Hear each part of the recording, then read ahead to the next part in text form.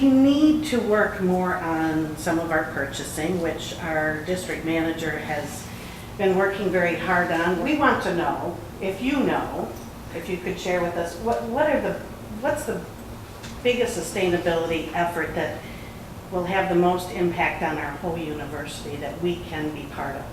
It really should mean a system that is that can go on indefinitely without breaking down. It should mean a system that is not doesn't have internal contradictions, so that it's destroying the conditions on which it needs to continue.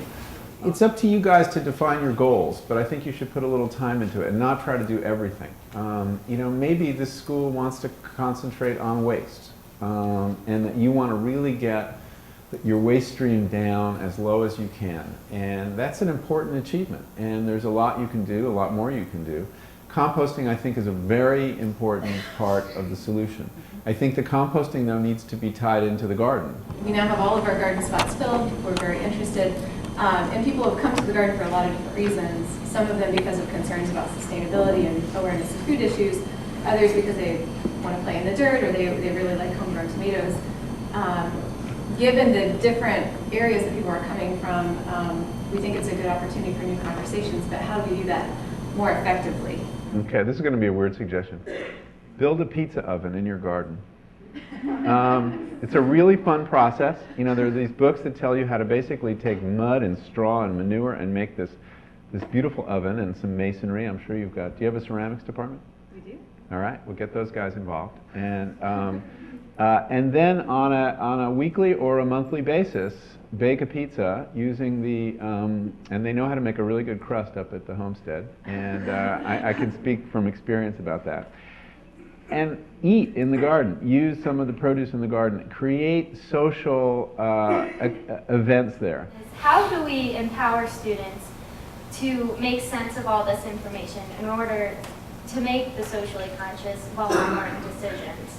And at what level, whether it be local, state, national, global, can we as students most effectively take what we've learned about how to make good food choices and help others make better choices for themselves?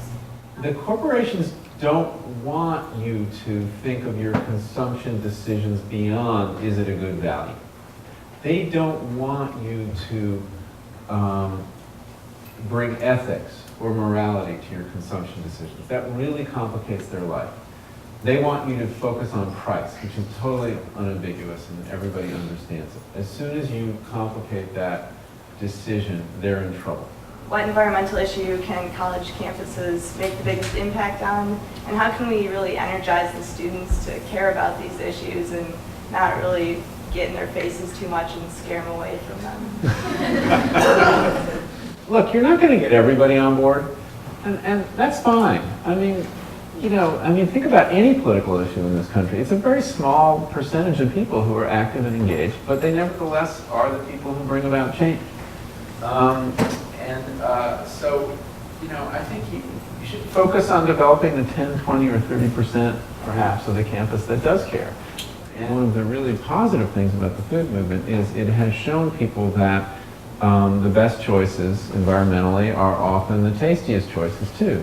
And that feeding people sustainable food and making them realize how good it tastes is a way to begin the conversation in a much more positive way. We're just wondering, to ask Michael, has he seen other things? He's been around, you know, all over the place, where you can have both convenience and sustainable food products or things that you can use. Now, I personally think an apple is pretty convenient and sustainable. I'm with you on the apple. And it's been a great mystery to me to watch how the apple has been discredited as a convenience food. I think that you have to attack the culture of convenience, and that the culture of convenience is a very destructive thing. The idea that everything has to be packaged. We've become afraid of fresh food. We have to feel better about rot. I'm not saying we need to eat rotten food, but that it's one of the great reasons to compost. So you can really feel good when you do have that rotten orange that somebody asked me about last night. that, well, you've got a really convenient compost thing to put it in, and it's actually going to feed the garden and be, you know, it's going to be resurrected as good food down the road.